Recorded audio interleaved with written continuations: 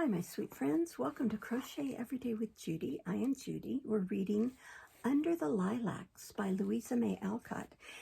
And today we are starting with Chapter 7, New Friends Trot In.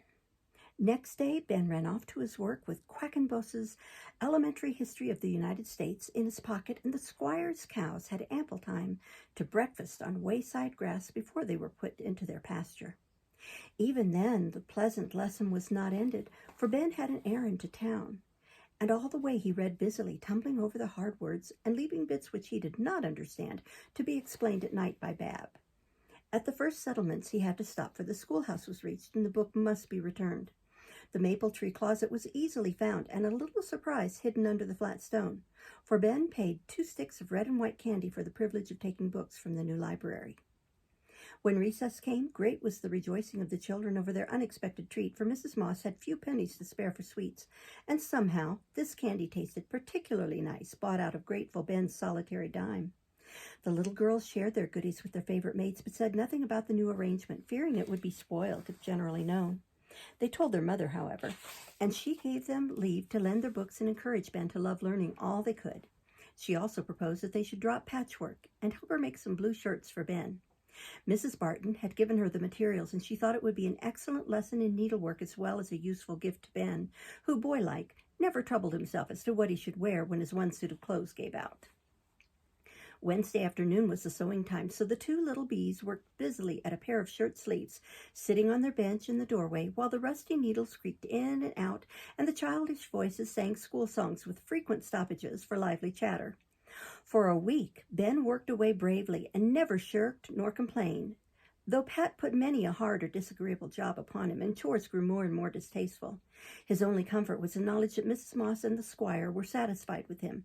His only pleasure, the lessons he learned while driving the cows, and recited in the evening when the 3 children met under the lilacs to play school. He had no thought of studying when he began, and hardly knew that he was doing it as he pored over the different books he took from the library. But the little girls tried him with all they possessed, and he was mortified to find out how ignorant he was. He never owned it in words, but gladly accepted all the bits of knowledge they offered from their small store, getting Betty to hear him spell just for fun, agreeing to draw Bab all the bears and tigers she wanted, if she would show him how to do sums on the flags, and often beguiled his lonely labors by trying to chant the multiplication table as they did. When Tuesday night came round, the squire paid him $1, said he was a likely boy and might stay another week if he chose.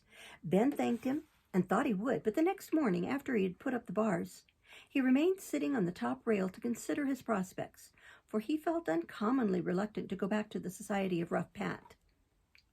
Like most boys, he hated work, unless it was of a sort which just suited him. Then he could toil like a beaver and never tire. His wandering life had given him no habits of steady industry, and while he was an unusually capable lad of his age, he dearly loved to loaf about and have a good deal of variety and excitement in his life. Now he saw nothing before him but days of patient and very uninteresting labor. He was heartily sick of weeding, even riding Duke before the cultivator had lost its charms, and a great pile of wood lay in the squire's yard, which he knew he would be set to piling up in the shed. Strawberry picking would soon follow, the asparagus cultivation, then haying, and so on, all the long bright summer, without any fun, unless his father came for him. On the other hand, he was not obliged to stay a minute longer unless he liked.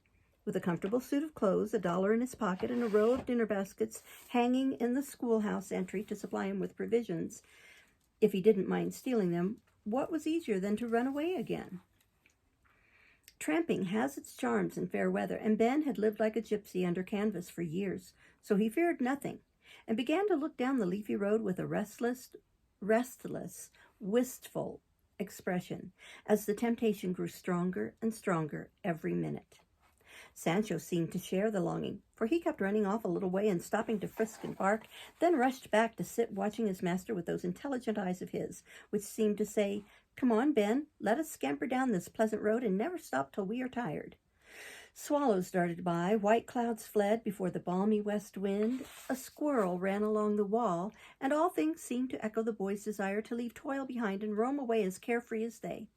One thing restrained him. the thought of his seeming ingratitude to good Mrs. Moss, and the disappointment of the little girls at the loss of their 2 new playfellows.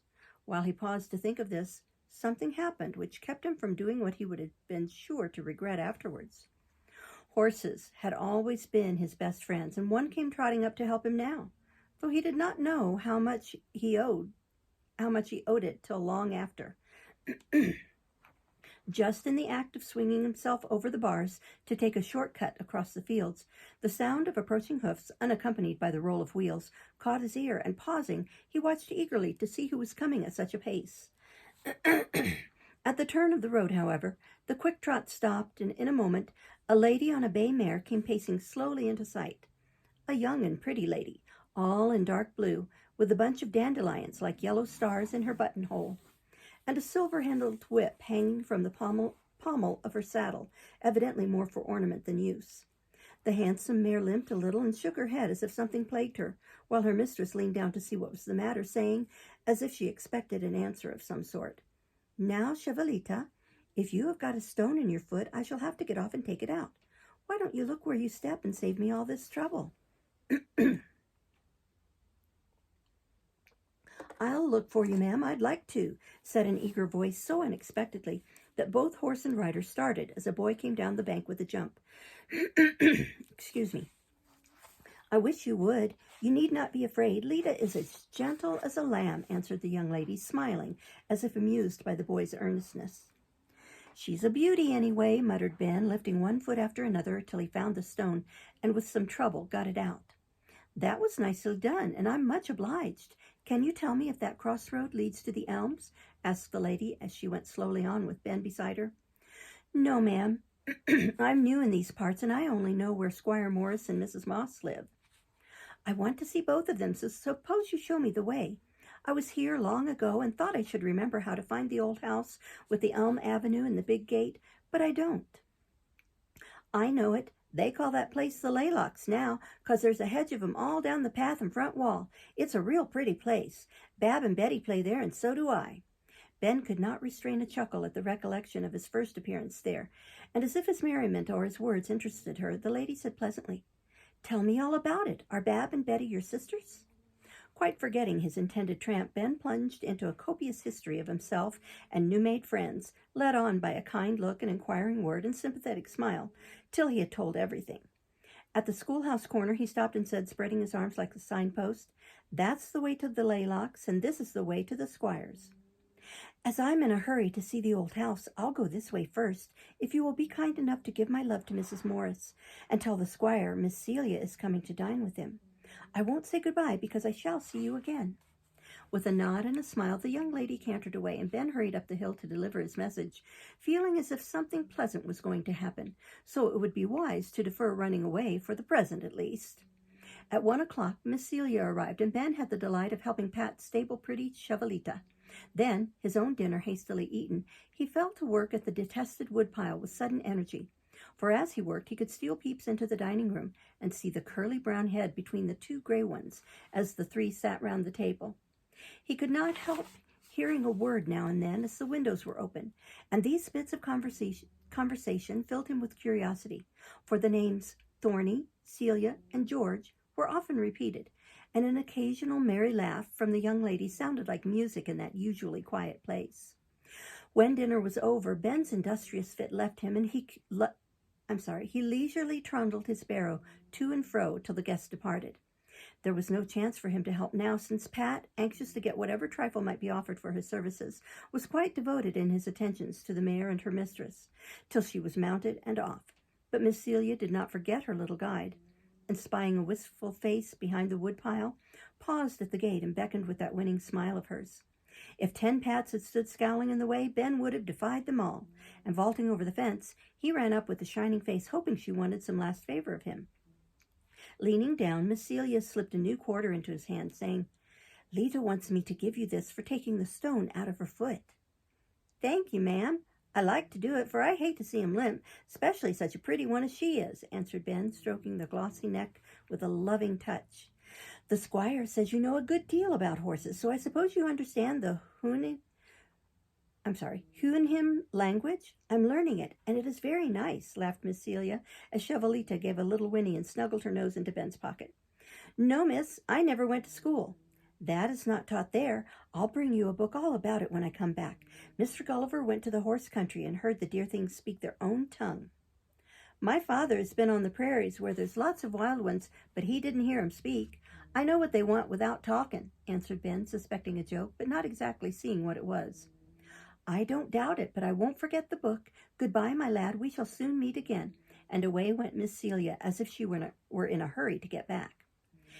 If she only had a red habit and a streaming white feather, she'd look as fine as Melia used to. She is most as kind and rides most as well. Wonder where she's going to. Hope she will come soon, thought Ben, watching till the last flutter of the blue habit vanished round the corner. And then he went back to his work with his head full of the promised book, pausing now and then to chink the 2 silver halves and the new quarter together in his pocket, wondering what he should buy with this vast sum. Bab and Betty, meantime, had a most exciting day, for when they went home at noon they found the pretty lady there, and she had talked to them like an old friend, given them a ride on the little horse, and kissed them both goodbye when they went back to school. In the afternoon the lady was gone, the old house all open, and their mother sweeping, dusting, airing, in great spirits. So they had a splendid frolic, tumbling on feather beds, beating bits of carpet, opening closets, and racing from garret to cellar like a pair of distracted kittens. Here Ben found them, and was at once overwhelmed with the burst of news which excited him as much as it did them. Miss Celia owned the house, was coming to live there, and things were to be made ready as soon as possible. All thought the prospect a charming one. Mrs. Moss, because life had been dull for her during the years she had taken charge of the old house. The little girls had heard rumors of various pets who were coming, and Ben, learning that a boy and a donkey were among them, resolved that nothing but the arrival of his father should tear him from this now deeply interesting spot. I'm in such a hurry to see the peacocks and hear them scream. She said they did, and that we'd laugh when old Jack brayed, cried Bab, hopping about on one foot to work off her impatience. Is a phaeton a kind of a bird? I heard her say she could keep him in the coach house, asked Betty inquiringly. It's a little carriage, and Ben rolled in the grass, much tickled at poor Betty's ignorance. Of course it is. I looked it out in the dick, and you mustn't call it a phaeton, though it is spelled with a P, added Bab, who liked to lay down the law on all occasions, and did not mention that she had looked vainly among the F's till a schoolmate set her right. You can't tell me much about carriages, but what I want to know is where Lita will stay, said Ben.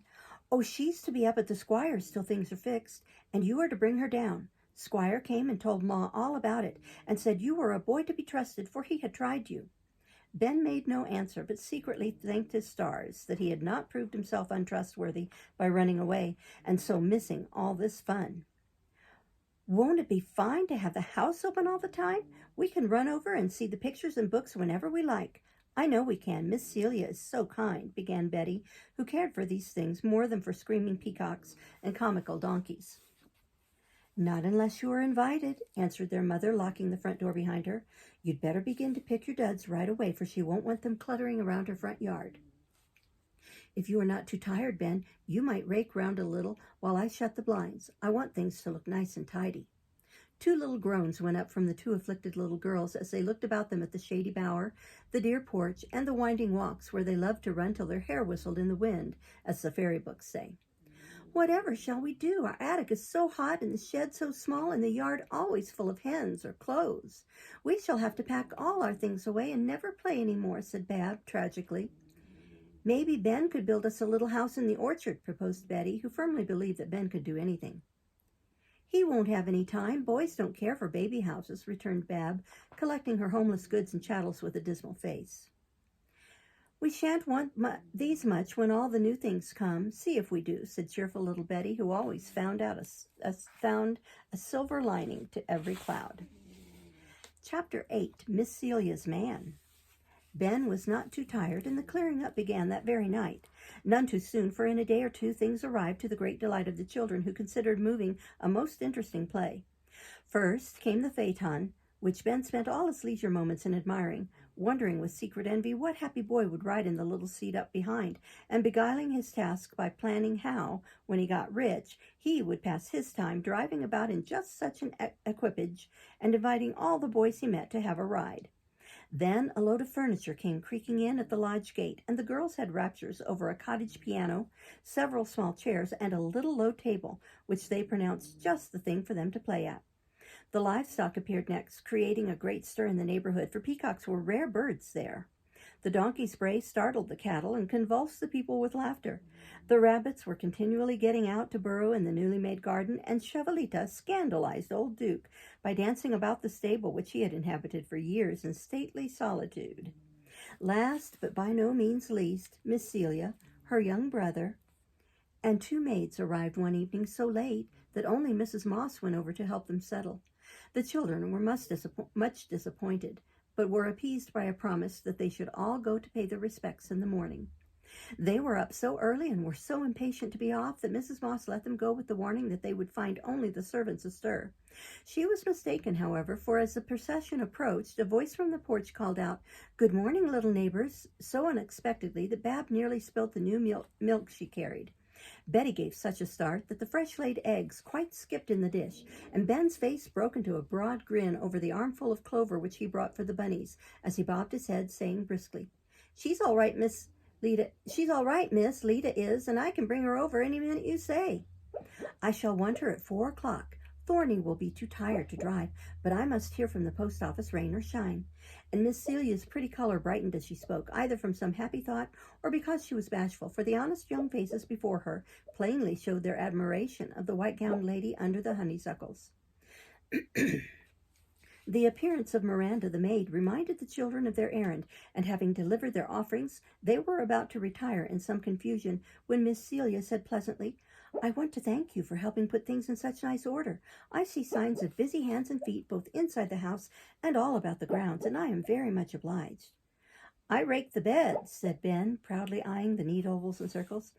"I swept all the paths," added Bab, with a reproachful glance at several green sprigs fallen from the load of clover on the smooth walk. "I cleared up the porch," and Betty's clean pinafore rose and fell with a long sigh as she surveyed the late summer residence of her exiled family. Miss Celia guessed the meaning of that sigh and made haste to turn it into a smile by asking anxiously, "What has become of the playthings? I don't see them anywhere." "Ma said you wouldn't want our duds round, so we took them all home," answered Betty with a wistful face. "But I do want them round. I like dolls and toys almost as much as ever, and quite miss the little duds from porch and path. Suppose you come to tea with me tonight and bring some of them back. I should be very sorry to rob you of your pleasant place." "Oh, yes'm, we'd love to come, and we'll bring our best things. Ma always lets us have our shiny pictures and the china poodle when we go visiting or have company at home," said Bab and Betty, both speaking at once. "Bring what you like, and I'll hunt up my toys too. Ben is to come also, and his poodle is especially invited," added Miss Celia, as Sancho came and begged before her, feeling that some agreeable project was under discussion. "Thank you, miss. I told them you'd be willing they should come sometimes. They like this place ever so much, and so do I," said Ben, feeling that few spots combined so many advantages in the way of climbable trees, arched gates, 6 gables, and other charms suited to the taste of an aspiring youth who had been a flying Cupid at the age of 7. "So do I," echoed Miss Celia heartily. 10 years ago I came here a little girl and made lilac chains under these very bushes, and picked chickweed over there for my bird, and rode Thorny in his baby wagon up and down these paths. Grandpa lived here then, and we had fine times, but now they are all gone except us 2. "We haven't got any father either," said Bab, for something in Miss Celia's face made her feel as if a cloud had come over the sun. "I have a first-rate father, if I only knew where he'd gone to," said Ben, looking down the path as eagerly as if someone waited for him behind the locked gate. "You are a rich boy, and you are happy little girls to have so good a mother. I've found that out already," and the sun shone again as the young lady nodded to the neat, rosy children before her. "You may have a piece of her if you want to, 'cause you haven't got any of your own," said Betty, with a pitiful look which made her blue eyes as sweet as 2 wet violets. "So I will, and you shall be my little sisters. I never had any, and I'd love to try how it seems." and Miss Celia took both the chubby hands in hers, feeling ready to love everyone this first bright morning in the new home, which she hoped to make a very happy one. Bab gave a satisfied nod and fell to examining the rings upon the white hand that held her own. But Betty put her arms about the new friend's neck and kissed her so softly that the hungry feeling in Miss Celia's heart felt better directly, for this was the food it wanted, and Thorny had not learned yet to return one half of the affection he received. Holding the child close, she played with the yellow braids while she told them about the little German girls in their funny black silk caps, short-waisted gowns, and wooden shoes, whom she used to see watering long webs of linen bleaching on the grass, watching great flocks of geese, or driving pigs to market, knitting or spinning as they went. Presently, Randa, as she called her stout maid, came to tell her that Master Thorny couldn't wait another minute, and she went in to breakfast with a good appetite, while the children raced home to bounce in upon Mrs. Moss, talking all at once like little lunatics. The phaeton at 4, so sweet in a beautiful little gown. Going to tea, and Sancho and all the baby things invited. Can't we wear our Sunday frocks? A splendid new net for Lita, and she likes dolls. Goody, goody, won't it be fun? With much difficulty, their mother got a clear account of the approaching festivity out of the eager mouths, and with still more difficulty got breakfast in them, for the children had few pleasures, and this brilliant prospect rather turned their heads. Bab and Betty thought the day would never end, and cheered the long hours by expatiating on the pleasures in store for them, till their playmates were much afflicted because they were not going also. At noon, their mother kept them from running over to the old house, lest they should be in the way, so they consoled themselves by going to the syringa bush at the corner and sniffing the savory odors which came from the kitchen, where Katie, the cook, was evidently making nice things for tea. Ben worked as if for a wager till 4, then stood over Pat while he curried Lita till her coat shone like satin, then drove her gently down to the coach house, where he had the satisfaction of harnessing her all his own self. "Shall I go round to the great gate and wait for you there, miss?" he asked when all was ready, looking up at the porch, where the young lady stood watching him as she put on her gloves. "No, Ben, the great gate is not to be opened till next October. I shall go in and out by the lodge and leave the avenue to grass and dandelions meantime," answered Miss Celia, as she stepped in and took the reins with a sudden smile. But she did not start, even when Ben had shaken out the new duster and laid it neatly over her knees. "Isn't it all right now?" asked the boy anxiously. "Not quite. I need one more thing. Can't you guess what it is?" And Miss Celia watched his anxious face as his eyes wandered from the tips of Lita's ears to the hind wheel of the phaeton, trying to discover what had been omitted. "No, miss, I don't see," he began, much mortified to think he had forgotten anything. "Wouldn't a little groom up behind improve the appearance of my turnout?" she said, with a look which left no doubt in his mind that he was to be the happy boy to occupy that proud perch. He grew red with pleasure, but stammered as he hesitated, looking down at his bare feet and blue shirt. "I ain't fit, miss, and I haven't got any other clothes." Miss Celia only smiled again, more kindly than before, and answered in a tone which he understood better than her words. "A great man said his coat of arms was a pair of shirt sleeves, and a sweet poet sung about a barefooted boy, so I need not be too proud to ride with one. Up with you, Ben, my man, and let us be off, or we shall be late for our party." With one bound, the new groom was in his place, sitting very erect, with his legs stiff, arms folded, and nose in the air, as he had seen real grooms sit behind their masters in fine dog carts or carriages. Mrs. Moss nodded as they drove past the lodge, and Ben touched his torn hat brim in the most dignified manner, though he could not suppress a broad grin of delight which deepened into a chuckle when Lita went off at a brisk trot along the smooth road toward town. It takes so little to make a child happy. It is a pity grown people do not oftener remember it and scatter little bits of pleasure before the small people as they throw crumbs to the hungry sparrows. Miss Celia knew the boy was pleased, but he had no words in which to express his gratitude for the great contentment she had given him. He could only beam at all he met, smile when the floating ends of the gray veil blew against his face, and long in his heart to give the new friend a boyish hug, as he used to do his dear Amelia when she was very good to him. School was just out as they passed, and it was a spectacle, I assure you, to see the boys and girls stare at Ben up aloft in such state. Also, to see the superb indifference with which that young man regarded the vulgar herd who went afoot. He could not resist an affable nod to Bab and Betty, for they stood under the maple tree, and the memory of their circulating library made him forget his dignity and his gratitude. "We will take them next time, but now I want to talk to you," began Miss Celia as Lita climbed the hill. "My brother has been ill, and I have brought him here to get well. I want to do all sorts of things to amuse him, and I think you can help me in many ways. Would you like to work for me instead of the squire?" "I guess I would," said Ben, so heartily that no further assurances were needed, and Miss Celia went on, well pleased. "You see, poor Thorny is weak and fretful, and does not like to exert himself, though he ought to be out a great deal, and kept from thinking of his little troubles. He cannot walk much yet, so I have a wheeled chair to push him in, and the paths are so hard it will be easy to roll him about. That will be one thing you can do. Another is to take care of his pets till he is able to do it himself. Then you can tell him your adventures and talk to him as only a boy can talk to a boy. That will amuse him when I want to ride or go out, but I never leave him long, and hope he will soon be running about as well as the rest of us. How does that sort of work look to you?" "First rate. I'll take real good care of the little feller, and do everything I know to please him, and so will Sanch. He's fond of children," answered Ben heartily, for the new place looked very inviting to him. Miss Celia laughed, and rather damped his ardor by her next words. "I don't know what Thorny would say to hear you call him little. He is 14 and appears to get taller and taller every day. He seems like a child to me because I am nearly 10 years older than he is, but you needn't be afraid of his long legs and big eyes. He is too feeble to do any harm, only you mustn't mind if he orders you about." "I'm used to that. I don't mind it if he won't call me a spalpeen and fire things at me," said Ben, thinking of his late trials with Pat. "I can promise that, and I am sure Thorny will like you, for I told him your story, and he is anxious to see the circus boy, as he called you. Squire Allen says I may trust you, and I am glad to do so, for it saves me much trouble to find what I want all ready for me. You shall be well fed and clothed, kindly treated, and honestly paid if you like to stay with me."